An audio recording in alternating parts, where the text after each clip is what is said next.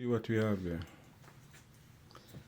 Okay guys, I open up this dining room wall to the kitchen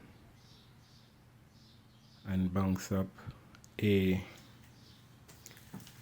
vent pipe, which I pretty much know would have been there. Also a thermostat wire that I cut by mistake. So I reroute it up there, make it stick out here for the repair. The other part is right here, but that will get dealt with.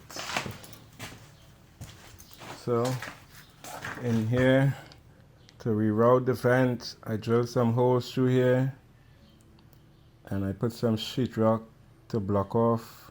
I put a metal through the hole to the next beam, so the air will come here, divert, travel up this beam. I did the same thing up there. I put some holes and sheetrock to block back into the vent. So now I'm about to put some foam and seal up the holes properly and wrap this up. Okay, I check back in later.